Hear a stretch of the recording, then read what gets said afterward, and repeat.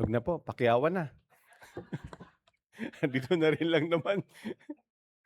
Andiyan pala si Pare Jobin, sabi ko, "Pare Jobin, nandiyan ka pala." Sabi ko pa naman kay pastor, kung wala pong iba. Pero ako po ay isang doktor, laging on call. For the past 30 years ng Niloma Baptist Church, and even until now at my age ay on call po pa rin kung kailangan, para tayong sundalo na dapat laging handa. At salamat Pastor for that opportunity, for this opportunity to once again stand dito sa pulpit ng Loma Baptist Church, na hindi ko na alam kung paano ko 'to ikakabit ulit. Okay, so tayo pong lahat ay tumayo at buksan natin ang ating mga Bible sa Colossians chapter 1 verses 9 to 14. If you have your Bible with you, say amen. Colossians chapter 1 verses 9 to 14. Ati pong itong sabay-sabay na basahin. Andiyan na po ba kayo? Say amen. Sabi sa verse 9, let us all read together. For this cause we also, since the day we heard it, do not cease to pray for you, and to desire that you might be filled with the knowledge of His will in all wisdom and spiritual understanding, that ye might walk worthy of the Lord unto all pleasing, being fruitful in every good work, and increasing in the knowledge of God, strengthened with all might according to His glorious power, unto all patience and long-suffering with joyfulness, giving thanks unto the Father, which hath made us meet to be partakers of the inheritance of the saints in the light, who hath delivered us from the power of darkness and hath translated us into the kingdom of His dear Son. Verse 14, in whom we have redemption through His blood, even the forgiveness of sins. Tayo po'y sama-samang manalangin, dakilang Diyos. We commit to you once again ito pong aming service for this afternoon. I pray, Father, na ikaw po ang manguna sa bawat isa, especially, Father, as we once again study thy word.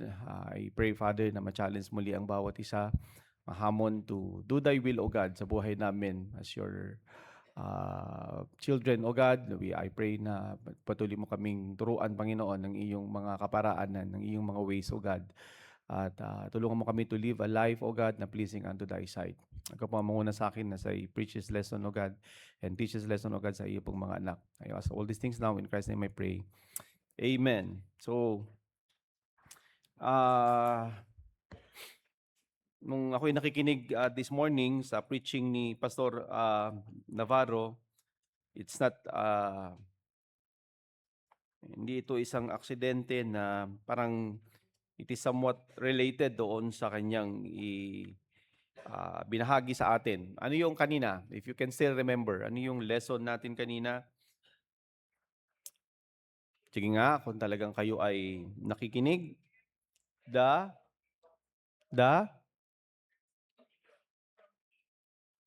fruit,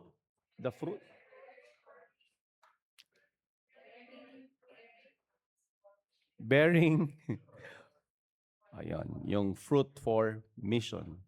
So ano yung mga fruits na mention? The fruit of the Holy Spirit. Marami yan. Ilan sila lahat? 5 or 6? 6 ba? Nakikinig. Okay, so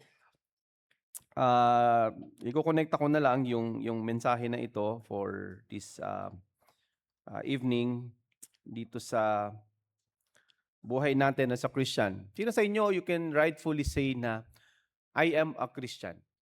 Talagang with all of your heart, masasabi mo na ako'y isang Kristiyano. Because this afternoon, I will be describing the 3 types of Christian in a church, na mahalaga na makita natin sa buhay natin kung sino tayo. I think we are already done with our Sunday school series about bondage breaker, at doon pinakita natin yung ating kaparaanan for us to be victorious over our enemy, di ba? So, as a Christian, kailangan natin yung ating identity. na alam mo kung sino ka as a Christian, okay? As a child of God. Because it would determine kung paano ka nabubuhay. No? So, ang title ng ating message is Living as a Saved. Asa na? Taran, boom.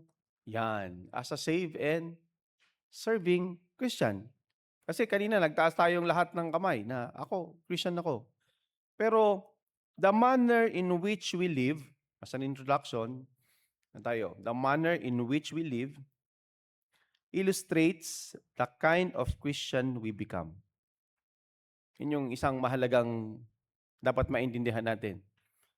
Kung paano tayo nabubuhay, ito yung nakikita ng ibang tao. Kasi madaling magsabi na I am a Christian, di ba? Madaling magsabi. Kanina, nung nagpataas tayo ng kamay, lahat kayo nagtaasan. Because you can rightfully say na Kristiyano ako. But if our life is painted with fruitlessness, yun yung binanggit kanina ng ating tagapagsalita, Pastor Ramon, and faithlessness, something is very wrong. May mali na kailangang ayusin. Kailangang ipanalangin. No, kami nga kanina, nung meeting kami ng aming mga Sunday school teacher, sabi ko, talagang we need to push.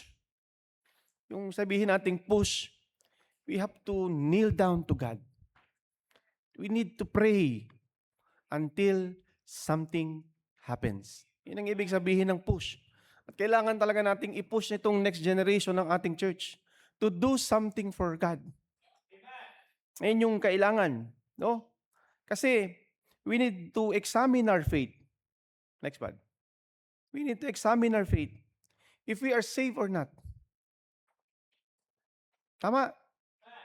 Kasi sana mapicture ninyo yung buhay natin ngayon na ipinapamuhay sa generation natin, sa church natin, sa mga trabaho natin, and even inside the church. Makikita dyan if we are saved or not. Or, better if we are serving or not. Because Christianity, it is all about knowing God. Do you know God personally? Do you know Christ personally? Is Christ living in your heart? Are you connected with the Lord Jesus Christ? Are you abiding in Christ? Yun yung unang step. But after knowing Christ, you should learn to love Him. Kasi yun yung second step. The more you know the Lord, the more you love Him. The more you appreciate what He is doing sa life natin. Para lang yung mga kabataan na nanliligaw. Diba? You have to know that person na you are praying about. Kilalanin mo siya. And the more na nakikita mo siya, the more na minamahal mo siya. Lagi akong inaasar ng asawa ko kasi sabi niya, alam mo lang, kaya mo lang ko niligawan kasi kumakain ako ng gulay. Sabi niya ganun. Sabi ko, hindi mahirap buhayin tong ipagpe-pray kong ito kasi kahit daling ko sa bundok, mabubuhay kami. And the more na you get to know the person, the more you love him. But it is more than knowing, it is more than loving, but it is serving. So ganun din yan. Sa buhay mag-asawa, di ba? Mahalaga yan. Yung mga bagong kasal na talagang iaalay natin yung buhay natin sa ating spouse. No? Isang message ni Pastor Ramil nun sa wedding ni na Doc Kuwi sa sabi niya, treat your wife as a queen and he will treat you as a king. Ganun dapat sa ganung stage. Ganun dapat makarating yung ating relationship with our God. Okay? So mahalaga na makilala, mahalin, at ang panghuli, paglingkuran ng ating Diyos. Saang level na kaya tayo ngayon? Yung bang kinikilala lang natin ng Panginoon, who He is? Minsan nga, hindi na natin siya pinapahalagahan kasi pag nandito sa church, we're doing a lot of things. We're not listening to the preaching. Hindi tayo interested. Wala nang parang routine na lang ba? But Christianity is beyond the corners of this church. Christianity is about who you are in the eyes of God. Kung paano mo ibinapamuhay ang buhay natin as a Christian. And that should be characterized by yung love natin for God. Yung ating paglilingkod natin sa Panginoon. If I'm going to ask a big question right now, what kind of Christian are you? What kind of Christian am I? Am I living a life of a saved person, or I am living a life serving our Savior? Because itong message na ito, and I shared this sa aming mga kamag-anak, marami sa kanila, they are professing Christian, but they are vaping. They are not in the will of God. Kaya talagang diniretso ko yung punto. Sabi ko, 3 klase lang ang nagsasabing Kristiyano. Number 1 is, ito yon. At sana, dito sa loob ng ating church, huwag kang ma-classify under this. Because the first type of Christian is a soul-winning prospect. Bakit? Bakit kaya naging soul-winning prospect ako? Bakit kaya? If you are going to look in 2 Timothy chapter 3 verses 1 to 7, can you flash that verse? I think nasa slides. Sabi niyan, this know also that in the last days perilous times shall come. Darating ang panahon, and it is happening right now, na even sa loob ng mga churches, may mga ganito kang makikita. Men shall be lovers of their own selves. Covetous, no, boasters, proud, blasphemers. Inyo itong maigi. Disobedient to parents. Unthankful, unholy. Ito yung pinakamatindi. Without natural affection, truce breakers, false accusers, incontinent, fierce, and despisers of those that are good. Pag sinabi nating soul-winning prospect, the life of this person, the life of this supposed to be professing Christian is characterized by self-centeredness than Christ-centeredness. Ako, lagi ako na lang. Pagod na ako eh. Ayoko nang mag-church. Pagod na ako. Gusto ko nang magpahinga. Hindi na ako babalik ng hapon. Ano ba yan? Nalagpas na kayo sa langit kasi pati hapon ba naman, mag-church pa rin. Eh pagpunta natin sa langit, 24/7 mo kasama ang Panginoon. Bakit ngayon hindi pa lang natin sanayin nating sarili na maging tapat tayo? No, dapat i-empty natin ang life natin ng mga sarili nating kagustuhan. Sabi ko nga, of all the people na pagod, of all the people na toxic, of all the people na busy, siguro kami yun.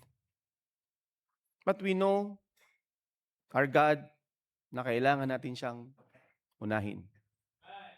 Because as a Christian, our life should never be filled by ourselves. But it should be filled, and it should be centered on Christ alone. Kung nakikita mo yung sarili mo dito sa mga description na ito, lovers of their own selves, soul-winning prospect ka. You are not living the kind of life that God wanted you to be. Hindi ka nabubuhay ng isang klase ng buhay na paraan ng gustong ng Diyos na ipamuhay mo. Kasi nakasentro ang buhay mo sa iyong sarili. A self-centered life.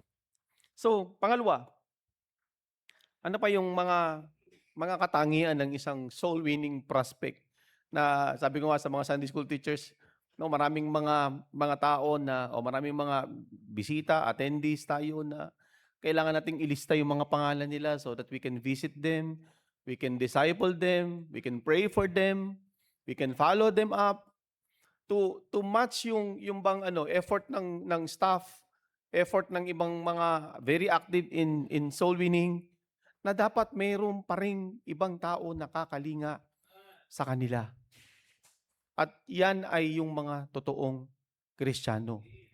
Because ang isa pang katangian ng isang tao na kailangang abutin is yung second, God. Yung those people who choose the love for the world over the love for the Lord. Kasi di ba, unang step is you have to know God. You have to know God through Christ. At dapat, after knowing Christ, after si Christ nasa puso na natin, you are able to love the Lord more. Yan dapat, yun yung bunga na lumalabas sa atin. Dito sa verse 4 ng 1 Timothy chapter 3, binanggit dyan na traitors, heady, high-minded, lovers of pleasures, more than, ano sabi dyan? More than lovers of God.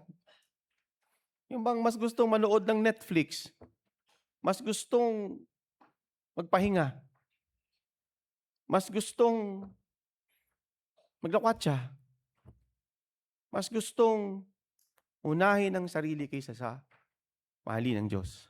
Yun yung binabanggit dyan. Yung choice, mas higit yung choice ng pagmamahal sa mundo over sa pagmamahal sa Panginoon. Ito nga yung verse 5, nakakalungkot na makita. Meron siyang form of godliness, but denying the power thereof. Walang kapangyarihan, walang impact. Oo, nasa church, umaattend, may dalang Bible, uuwi, pero walang pagbabago. Mayroon lang anyo ng pagiging makadiyos, but walang kapangyarihan yung buhay niya. So, sa ating mga bagong mga member, mga bagong umaattend, kailangan yung ma-distinguish kasi may malaking pagkakaiba ang isang tunay na nakay Kristo. Sabi dyan, for this sort of they which creep into houses and lead captive silly women laden with sins, led away with diverse lust. Huwag na nating dagdagan ng census ng mga false teachers, false followers of Christ, na by their mouth lang nakikita ang kabanalan at hindi nakikita ang kabanalan sa kanilang buhay. Choices. Mahalaga yung pagpili. No? Pipiliin mo ba yung lust of the eyes, lust of the flesh, and the pride of life? Sa dami ng mga offer dito, sabi ko nga, kung mayroon mang kaming ibang choice, sabi ko dun sa ibang mga men, baka mayayaman na kami. Baka magaganda na yung mga sasakyan namin. Baka nakabili na kami ng mga sasakyang, yung mga may payong. Pero, hindi yun ang buhay. So, kailangan mas piliin natin ang Panginoon over what this world is offering to us. Because life is always a life of choice. Pipiliin. Sinong pipiliin mo? Yung mundo, ang Panginoon. So, sana maiba yung pananaw natin. Kung mas mahal mo ang pleasures more than lovers of God, soul-winning prospect. Kung nakikita mo yan na ang mga inaawit ay mga awiting pangmundo, pag-pray natin, soul-winning prospect. Baka hindi save yan. Check the salvation. Kung ang buhay niyan, yung lumalabas sa bibig, yung paano siya manamit, nakahikaw, nakatato, lalaki, kakaiba, mas binibigyan na ng halaga yung bang impression ng ibang tao sa kanya. Uy, ibang klase ang itsura mo, ang ganda, ka, sikat ka. Soul-winning prospect. So, one, characterized by self-centeredness. Second, choose to love the world than to love the Lord. Third characteristic ng isang soul-winning prospect is ito. Ito yung matindi. At kailangan makita natin ang ating mga sarili rito. Constant exposure with information but without transformation. Sabi ko nga, sa dami ng, gusto kami ni Pastor before, ang dami na nating seminars, ang dami na nating conferences, ang dami na nating dinaanan na Sunday school lessons, ang dami na nating, halos, sabi ko nga sa inyo, ako dumating ako sa point na, sabi ko, bahala na aking sa buhay niyo. Yung mga nakikinig. But, huwag kayong maumay, mga kapatid, sa palaging paalala na maging tapat kayo, magbungang kayo. Kasi kami, ganun, kung ano man kami ngayon is because din sa paalala before, ni Pastor Estepona, ni Pastor Brown, ni Pastor Toquero. Pag tinignan mo, wala namang bago eh. Ang nangyayari lang, malilimutin na tayo. Kaya kailangan laging paalalahanan. Bakit tungkol na naman sa fruit bearing, faithfulness?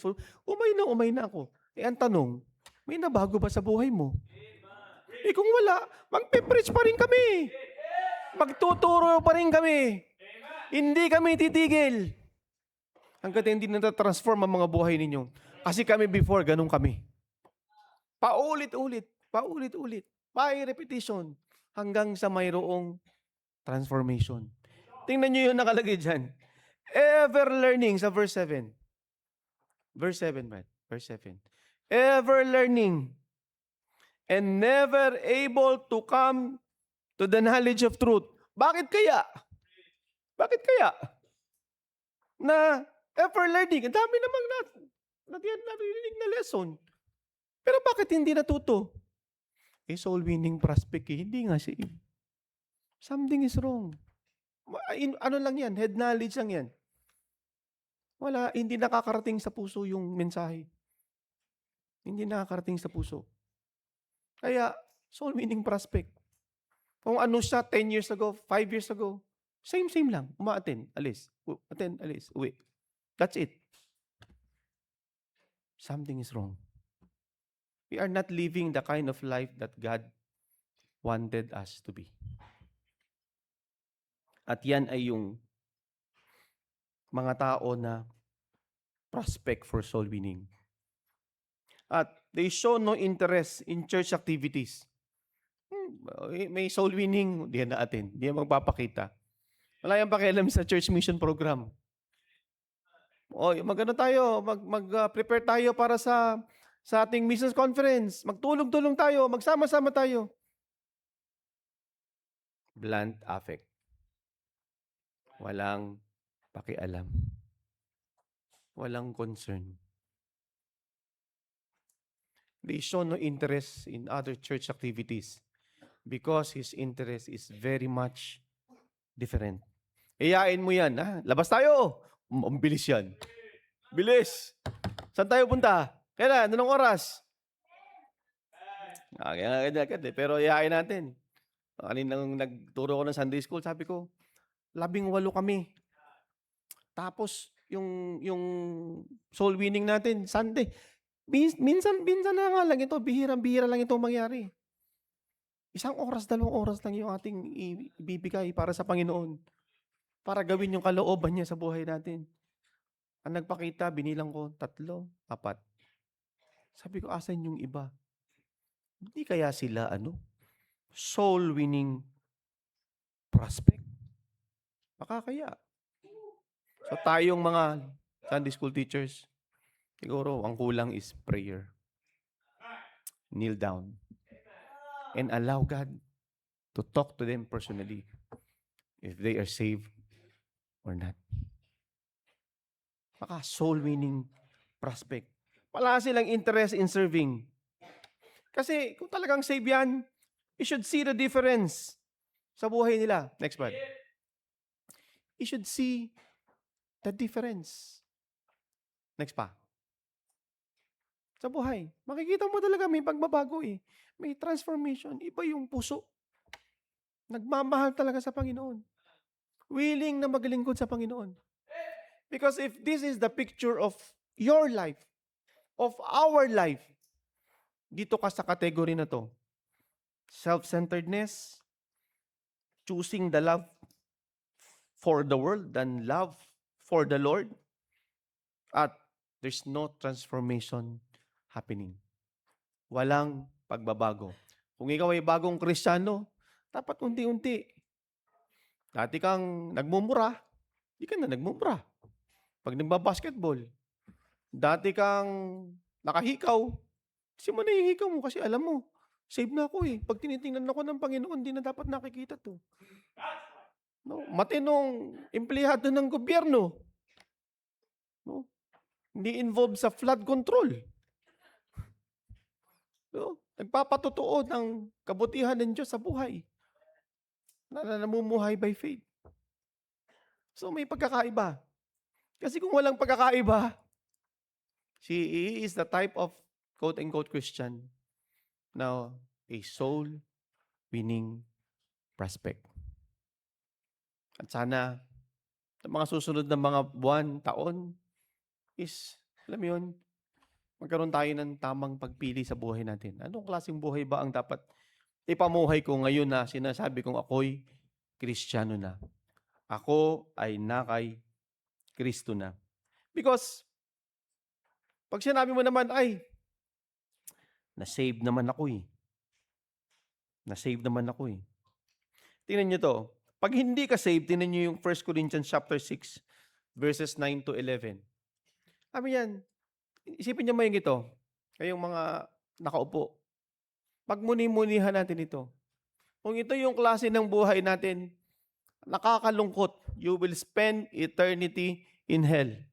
Sabi dyan, know you not that the unrighteous, yun yung dinidescribe kanina, shall not inherit the kingdom of God. Kahit na umaattend ka ng church, kahit na ang mga parents mo ay Kristiyano na, kung ikaw ay hindi binago ng Panginoon, ay sabi dyan, you shall not inherit the kingdom of God. Be not deceived. Huwag kang balinlang. No? Fornicators, idolaters, adulterers, effeminate, nor abusers of themselves with mankind. May mga binanggit. Next one. Thieves. Dami niyan. Oh, dami niyan. Covetous. Drunkards. Revilers. Extortioners. They shall never inherit the kingdom of God. Pero tingnan niyo yung verse 11. Tingnan niyo yung verse 11. And such were some of you. Dati ng buhay yan eh. Yan yung buhay dati na ikaw ay inaabot pa lang. Soul winning prospect ka pa lang. Sabi dyan, but you are now washed. Nilinis ka na ng dugo ng Panginoon. But you are sanctified. But you are justified in the name of the Lord Jesus and by the Spirit of God. So dapat mayroon ng bago. Wala na itong mga to. Wala na yung mundo mo ay, ang choice mo ay yung mga bagay sa mundo. Wala na yung nakasentro lang yung gusto mo sa sarili mo. Hindi mo na iniisip kung ano yung gusto ng Diyos sa buhay mo. Wala na yung attend ka lang ng attend na paulit-ulit ang na mensahe pero wala namang transformation na nagaganap. Because that is the life of a soul-winning prospect. At kailangang i-disciple. Kailangang i-soul-winning. Kailangan talagang dikdikin ng salita ng Panginoon. Iluhod. Parang ang church natin will continue to do the will of God. Of reaching the lost. Hindi natin kailangan lumabas. Maybe baka dito sa loob maraming soul-winning prospect. And let's all pray for them. Pray for our church. Pray for the leadership of our church. So, because the second, medyo sabi dyan, and such were some of you. After na ma-save, ito na yun. Sure ako, 100% I am a Christian. Sabi niya ganun. So, tingnan natin kung talagang save ka talaga. 2 Timothy chapter 1 verses 8 and 9. Sabi diyan, Be not therefore ashamed of the testimony of our Lord, nor of me, his prisoner, but be thou partaker of the afflictions of the gospel, according to the power of God. Sabi sa verse 9, who hath saved us and called us with an holy calling, not according to our works, but according to his own purpose and grace, which was given us in Christ Jesus before the world began. So, if you are saying na you are a saved person, ligtas ka talaga. Si Kristo na sa puso mo, napakasaya ng buhay mo. Kasi binago na ng Panginoon ang buhay mo. You are in His will. You are living the kind of life na kung saan tinawag tayo. And the reason our church exists today is to fulfill the mandate of reconciling a sinful man to a holy God. It is the reason why the Lord Jesus Christ came and died for our sins.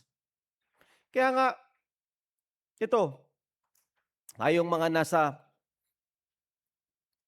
leadership role ng ating church, the primary prayer and goal of today's church leaders is for every believer to adhere to where Christ has called us to be. Yung bang talagang iluhod natin, ipanalangin natin na itong mga alaga natin, mga anak natin, is, alam mo yun, later on, sila din, kaparehas natin, gawin din nila yung panawagan ng Diyos sa kanilang buhay. Nag-usap nga kami kanina, sabi ko, bulk pala ng medical team. Naalala niyo yun nung sa Mindoro, na nung si Pastor Toquero, sabi niya, pag bumagsak pala yung eroplanong sinakyan namin papuntang Mindoro, walang Sunday school. Kasi lahat sakay dun sa eroplano. And kailangan ng ating church ng mga future Sunday school teachers na tatawagin ng Diyos para magturo. Because tingnan nyo sa Colossians, yung ating binasa kanina, ng mga verses. Next one. Binasa natin kanina yan. Andun yung panalangin. Siguro sa atin mga church leaders, siguro kailangan pa nating i-push ang mga susunod na generation ng ating church until something will happen. Binasa natin kanina, but the calling of a saved person. Next one. Ano ba yung mga dapat ginagawa natin? Ano ba dapat yung klase ng buhay ng isang ligtas? Yung sabi niyan, we are called to live a holy life. So tingnan natin ngayon. Saved ka ba? Hello? Are you saved? Ang question dito, tumutugon ka ba dun sa panawagan ng Diyos ng isang tunay na ligtas?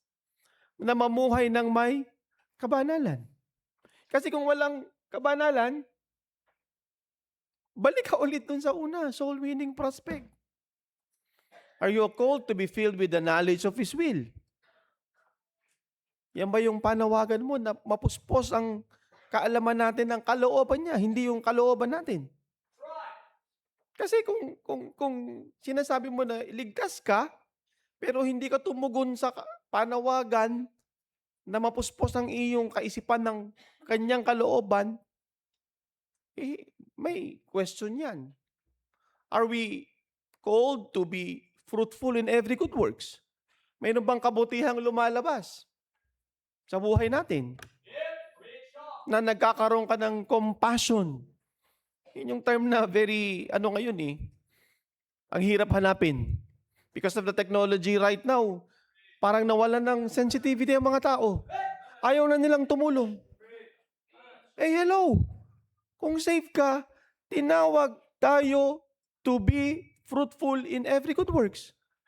Magkaroon tayo ng compassion. Mas busy pa tayo dun sa ibang napakaraming bagay. Hindi iyan ang panawagan natin. Tinawag tayo to live a holy life. Tinawag tayo to be filled with the knowledge of His will. Tinawag tayo to be fruitful in every good works. Ano pa? Letter D. We are called to be strengthened and joyful in spite of sufferings. Yung binanggit sa verse 11. For the sake of time, alam mo, sa mundo natin, ang dami-daming mga may problema. Daming mga issues on mental health. Ang daming issues ng anxiety disorder. Mga kabataan ngayon, may mga kabataan tayo rito sa Awana, mga high schoolers. Pero kung ikaw ay ligtas, God can strengthen your life na magiging masaya ka pa rin kahit na mayroong pagsubok. Kahit mayroong difficulties. Kahit mayroong paghihirap. Kasi kami na nandito ngayon, tumanting kami sa naranasan ninyo. Pero anong kahibahan? It is Christ who is in us ang nag-strengthen sa amin para pagpatuloy kahit na mahirap. Kasi talaga namang mahirap. Wala namang buhay na madali. Meron bang madali? Gusto mong madali? Uwi ka na. Doon, sa langit. Madali lang doon. No? Heaven is a better place. Kung sawa ka ng mahirapan, ayaw mo na magsakripisyo, uwi ka na sa langit kung save ka. Pero habang buhay tayo, tinawag tayo to be strengthened and joyful in spite of the sufferings that we are experiencing right now. Kasi walang katapusan yan. Walang katapusan yan. Pero kung ikaw talaga iligtas, ay nako, iba ka. Bakit masaya ka pa rin? Bakit ikaw ay parang walang problema?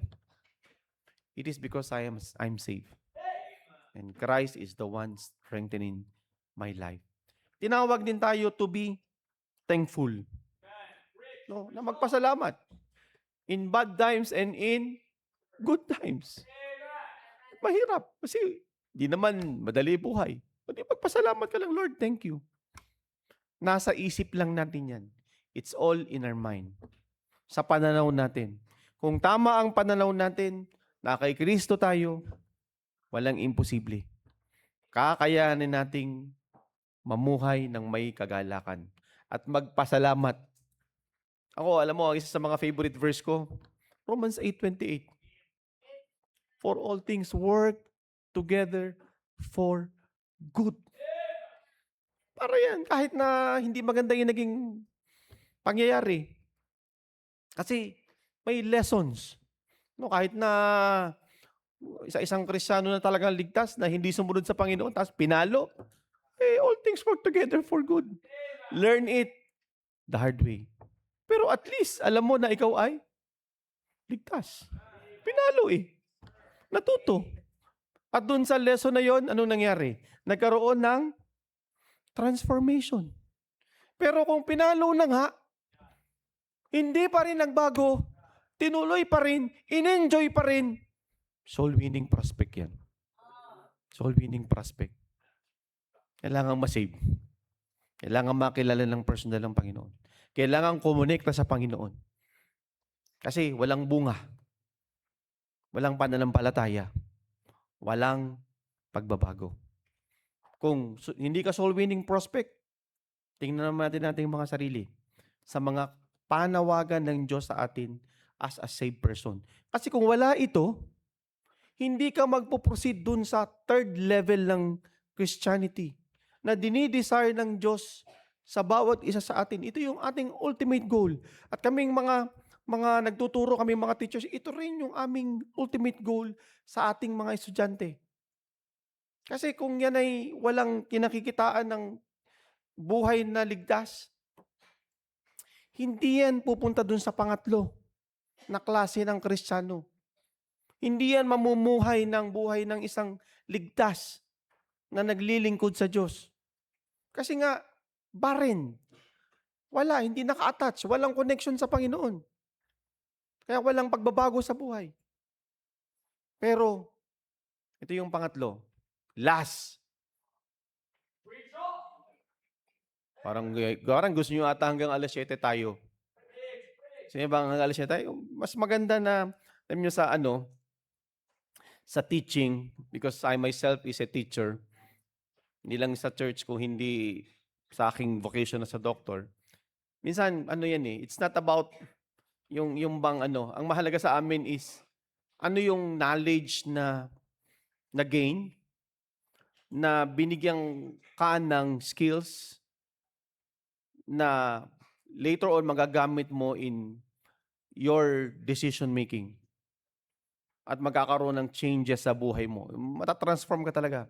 Yun ang mahalaga dito na di ka lang nakinig kung hindi ikaw ay natuto, at ikaw ay natuto dahil nabago yung buhay mo. Because the third type, the third kind of person, na ito yung design ng Panginoon, is tayo yung maging serving priest. Ito, it's more of doctrinal, itong ating pag-uusapan, na as a Christian, gone are the days na lalapit ka sa pare, mangungumpisal ka, tapos sasabihin ng pare, magdasal ka ng ganito, 18 ama namin, 18, 20,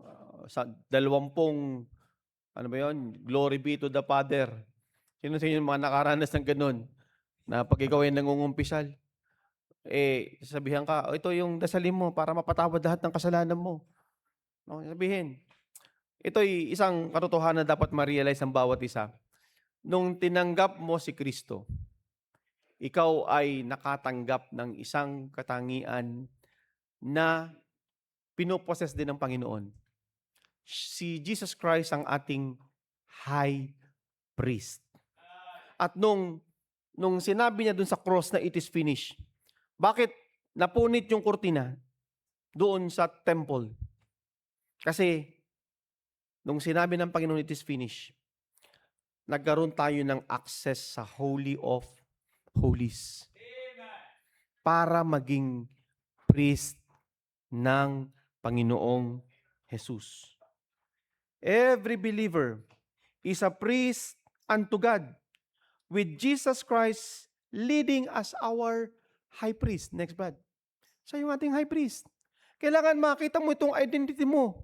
Hindi ka lamang niligtas ng Panginoon, kung hindi tinawag ka na maglingkod sa Kanya as His high priest.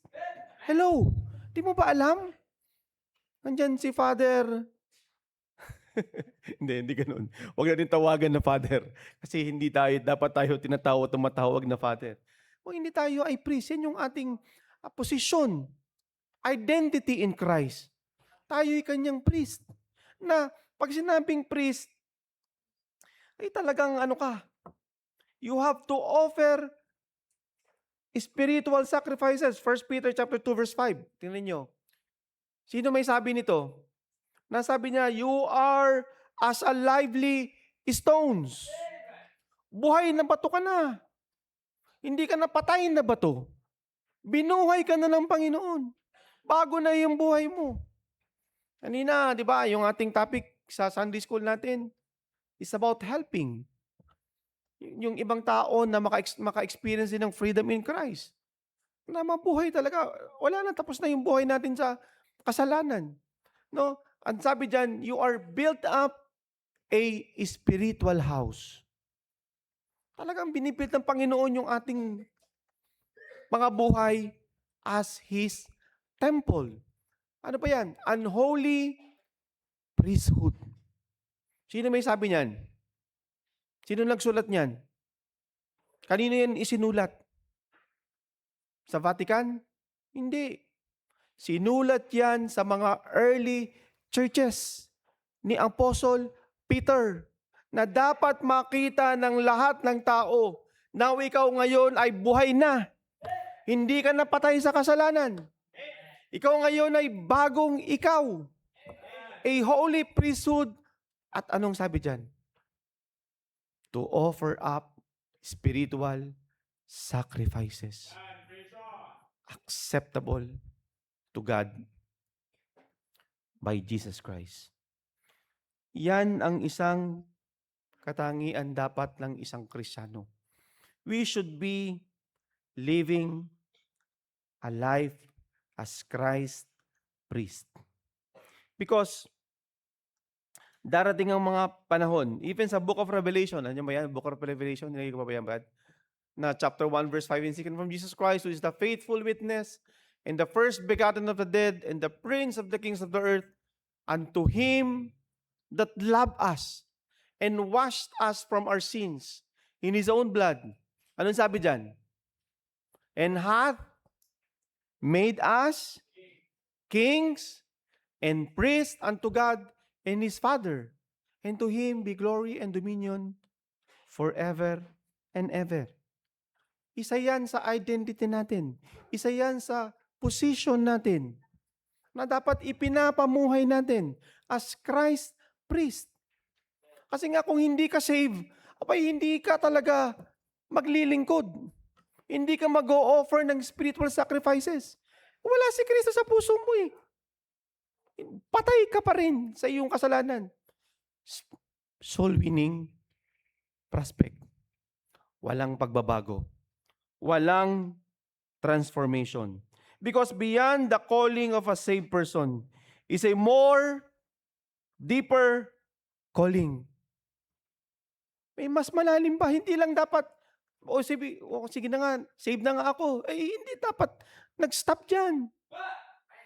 Kasi as Christ priest, we should be serving our high priest. That calling is the call to serve. Maglingkod tayo sa Diyos.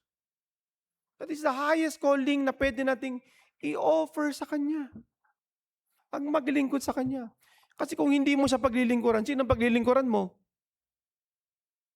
Sino ang pinaglilingkuran mo ngayon? Yung sarili mo? Check your salvation. Soul winning prospect. O kung save man, backslider. Hindi ginagampanan yung kalooban ng Diyos. And you will never live a happy life apart from the will of God. Hindi ka magiging masaya. Kahit magkaroon ka ng girlfriend na loss, kahit na dumami ang pera mo, you will never be happy. You will never be joyful. You will miss a lot of things that Christ has stored for us. Na beyond measure. Kami, hindi na namin alam. Basta kami, sabi ko, Lord, bahala na kayo. Pero, siguro yung life namin ngayon na we are enjoying, it's because of the life din na pinahumuhay namin for, ilang taon na ba si Tart? 25 years, 30 years. And the life of a Christian should continue. Nagle-level up lang yung type of service na we are offering to God. Pero kung ikaw ngayon, sinasabi mo you're a Christian, you're saved but you are never serving, you are missing a lot of things, mga kapatid. Because we are called to be the servants of God. Romans chapter 6 verse 20 to 22. Tingnan nyo dapat ito. May transformation, may pagkakaiba dapat. Ang sabi dyan, for when you were the servants of sin, you were free from righteousness. What fruit had ye in those things? Wherefore you are now ashamed. For the end of those things is death. But now being made free from sin, and become, ang sabi dyan, the servants to God, you have your fruit unto holiness, and the end, everlasting life. Sa pang verse, 1 Thessalonians chapter 1, verse 9. Kanina umaga, di ba, may binasa rin tayo. Sabi dito sa 1 Thessalonians chapter 1, verse 9.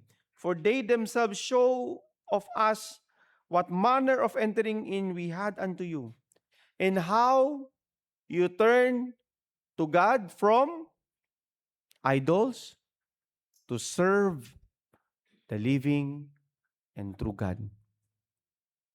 We are serving the living and true God. Huwag tayong manghina. Magpatuloy lang tayo. Because isa ito sa mga katangian ng isang tunay na Kristiyano. He is a serving priest. And as such, we have to offer spiritual sacrifices. Kung ikaw talaga ay serving priest, dun sa ating binasa, we should be offering spiritual sacrifices. Ano yung mga spiritual sacrifices na binabanggit dyan? Yung ating katawan, our bodies are the best spiritual sacrifice we can offer to God. Romans chapter 12 verse 1. Romans chapter 12 verse 1. Sabi diyan, I beseech you therefore, brethren, by the mercies of God, that you present your bodies a living sacrifice, holy acceptable unto God, which is your reasonable service. Yan yung katangian ng isang totoong ligtas. No, pinapagamit niya yung buhay niya sa Panginoon as a living sacrifice. Para ipakita talaga. Kasi imagine, tingnan niyo yung connection dito. Gagamitin ba ng Panginoon ng isang maruming basahan? Hindi. Hindi niya gagamitin. Kailangan i-present muna natin yan as a living sacrifice. Kasi ito yung level of Christianity na talagang naglilingkod ka sa Diyos. Kasi nga, malinis yung buhay. Katanggap-tanggap lahat ang ginagawa natin sa harapan ng Panginoon. Hindi hypocrisy yung ginagawa natin. Napakitang tao lang tayo na nasa church at kunwaring faithful sa church. Pero hindi naman kinakakitaan ng kabanalan. Because dito binanggit, it is our spiritual sacrifice unto God. Our reasonable service. Pero, hindi yan tumitigil dyan. And there is more. And last, ito na yun, the culmination of all things. As a serving priest, we need to offer our service. Ito yun. After salvation, si Paul in Acts chapter 9 verses 4 to 6. Ano yung nangyari kay Apostle Paul?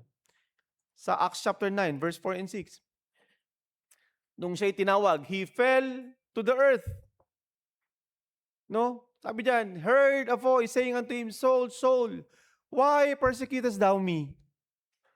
And he said, who art thou, Lord? And the Lord said, I am Jesus whom thou persecutest. It is hard for thee to kick against the pricks. And sa verse 6, and he trembling and astonished said, Lord, what will thou have me to do? Ano yung gusto mo pong gawin ko? Iyan ay isang ebidensya ng isang tunay na Kristiyano. Naglilingkod siya sa Panginoon. With all of his heart, with all of his mind, with all of his strength. Kasi kung totoo talaga na tayong Kristiyano, dapat andun na tayo sa ganitong level. Ang dami na nating naituro sa inyo. Pero bakit parang walang nagbabago? Maybe soul winning prospect. Or saved person, backslider. Wala sa kalooban ng Panginoon. Hindi tinutupad yung kanyang panawagan. But pag tayo andito sa ganitong level, napakasarap ng pakiramdam. Napakasarap ng pakiramdam na ikaw ay ginagamit ng Panginoon to offer spiritual sacrifices, to offer our service unto God. It is missions conference. Maraming mga kailangan gawin. Alam mo, nakakalungkot, right now, if dumating yung panahon na nawala na yung mga, ano bang tawag dito? Ayoko namang may edad na, nakatatanda, pero walang susunod. Alam niyo kung kaya kami ganito, it is because we surrendered our life to God. Yung Romans chapter 12 verse 1, yun yung aming mga paboritong mga verses before. Nung kami part ng NGC, part ng Harvesters. Nung si Brother June at saka Adi Tere, nakabitin dun sa jeepney route. Tanda mo pa yun natin, dun sa may bulusan. Nagsusundo. Andyan kami sa mga sulok-sulok ng sementeryo, sulok-sulok ng mga iskinita. Sabi ko, ginagawa namin yun dati. Ngayon ginagawa pa rin namin. Eh, ngayon yung mga kabataan, baho naman diyan, pambihira. Dapat dumating tayo sa punto na we are willing to offer our life unto God. Because that is the highest level of service na pwede nating ibigay sa Panginoon. At dito may mga certain areas tayo na God can use us. May mga talent-based ministries tayo. Talent-based. Classify ko na lang into two. As I end. Meron tayong music ministry. Meron tayong events ministry. Meron tayong print ministry. May alap tayo, may kitchen tayo, may ushers and greeters tayo. Yan yung mga talent-based. No? Minsan, ginagamit natin yung ating talent as our sacrifice unto God. Pero alam nyo ba na may mas higher calling pa na pwedeng gamitin tayo ng Panginoon? And I think ito yung mas katanggap-tanggap sa Panginoon. The teaching-based ministries. Ito yung pag-share ng gospel to children. Ito yung pagtuturo ng good news. Bakit? Tingnan nyo, ano yung last command ng Panginoon? Use our talent, use ourselves. What is the last words ng Panginoon? Anong sabi doon? Go ye. Humayo kayo. Teach all nations. Baptizing them. Teaching them to observe all things. Ako siguro choosing between the two, kaya nga hindi mo naman masama ang tumugtog ng choir, sa choir. Ay, tumugtog sa choir. Tama. Kumanta sa choir. Tumugtog sa orchestra. Hindi naman masama yan. Yan ay yung spiritual ano mo yan eh. But there is a much better ministry. Na talagang alam mo na ito yung kalooban ng Panginoon. And that is the teaching ministry. Teach your life. Share your life. Testimony. Teach lessons. Diyos ko, andyan na nga yung, ano na nga lang eh. Ano to? Study na nga lang eh. Teach the lesson. Teach your experience. Maraming mga pwede tayong ituro. Problema lang kasi, hindi natin ginagawa na talagang magturo eh. Tahimik lang tayo. My lips are sealed. Pero ang daming mga opportunities na pwede tayong gamitin ng Panginoon. Missions conference. Maraming opportunity na pwede tayong gamitin ng Panginoon. But are you a serving priest? Ginagampanan mo ba yung pinagkatiwala sa ating gawain ng Panginoon to serve Him, the King of Kings, the Lord of Lords? It's about time for us to open our eyes. Ito yung mga teaching-based ministry. Ano pa yung mga binanggilagay ko dyan? We have the Sunday school. We have the good news classes. We have the Awana. Ngayon nga, yung medical, kinonvert na nga namin yan eh. No, sabi ko dun sa mga medical team namin na sabi na dapat tayo, nag-level up tayo, although ang medical mission ministry is actually evangelistic yan eh. Para kaming mga Marines na pag may mga mission churches na kailangan buksan, kasama namin yung doon, yung naka-assign. Then we saturate, we invite people to come through medical check-up. Then yun na yung contract. Pero sabi namin, we have to level up. No, through the medical evangelism and discipleship. Medical pa rin yan. Kasi alam mo yung problema ngayon ng mga tao? Problem nila sa fornication. Bakit ang HIV sobrang taas? Fornication. Fornication. Pornography. Yan, yung mga yan. Isang ba nanggaling lahat yan? Kasalanan. So, ang solusyon lang, i-address natin yung pinakang main problem. Sino ba yung solusyon sa kasalanan? Panginoon. So, dapat lumapit sila sa Panginoon para maligtas sila. So, maraming mga opportunities. Wala tayong excuse. Ay, wala akong talent yan. Hindi ko kayang gawin yan. Kung wala na palang taong nag-invest ng oras sa'yo para bahaginan ka ng salita ng Diyos, ano kayang nangyari? Pero kami, nasa ganitong mga panahon, time will come, mawawala kami sa mundo. But still, dapat ang gawain ng Panginoon should continue. At hindi mangyayari yan kung walang mga totoong Kristiyano who will live a life as a saved person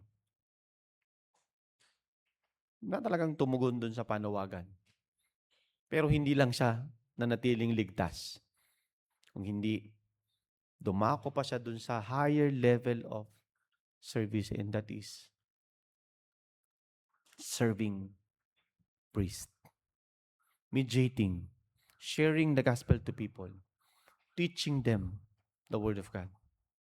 Because I believe ito yung highest calling. Higher than yung maggaganon ka ng maggaganon.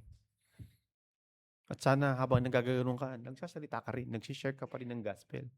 Bang umaawit ka ng mga Christian songs, binubuksan mo pa rin ang bibig mo para i-share ang salita ng Diyos to people. Because kailangan ng mundo natin ang Panginoong Yesus. And conclusion, a true follower of Christ is not idle. Hindi yan boring. Masaya. Nakakapagod. Mahirap. Pero marami pang pwedeng magawa in the body of Christ. At tayo as Christ Church, kailangan nating maging active, hindi idle. Pero itong mga binanggit natin ay nakadepende kung anong klaseng Kristiyano ka sa ngayon. O by soul winning prospect? Kita mo ba yung sarili mo dun sa picture? 3 katangian? O ikaw nga ay saved, pero hindi mo naman ginagampanan yung panawagan ng Panginoon. Hindi ka niya magamit kasi walang kabanalan sa buhay mo. It's about time for us to go to a higher level of being a Christian. And that is a serving priest. Tayo po'y magsara sa panalangin. Dakilang Diyos, ang ginawa ko na po, Panginoon, ang iyong pinagagawa sa akin to talk to your people. Ikaw lang po ang Panginoon ang pwedeng magbago sa kanilang mga buhay. At sa invitation po namin ngayon, I pray, Father, na muli ang iyong banal na Espiritu ang siyang kumilo sa aming kalagitnaan upang muli kausapin at bigyan, Panginoon, ng panibagong opportunity ang iyong mga anak na matransform yung mga buhay namin. Kung meron mang hindi pa rito ligtas, I pray, Father, na sila gumawa ng decision. Ikaw po ang manguna sa aming invitation. In Christ's name I pray. Amen. Let us all stand and let us all examine ourselves. Asan kaya ako ngayon? As the piano plays, can you bow down your head and close your eyes and talk to God? And kung meron mang mensahe na pinangusap sa iyo ang Panginoon, you can come in front. Lord, mukhang hindi ako talaga, kulang yung buhay ko. Wala ako dun sa puntong ginagamit mo ako. Pero right now, Lord, ito lang ako. I surrender my life to you. Gamitin mo ako as a channel of blessing to other people. Gamitin mo ako as your vessel. Gamitin mo ako as a living sacrifice na yung buhay ko. Mayroong role sa iyong body. Hindi ko alam. But it is, ikaw lang nakakaalam yan. But kung ikaw talaga ay hindi pa save, pwede mong itaas yung kanang kamay. Hindi ka pa talaga ligtas. Soul winning prospect ka pa.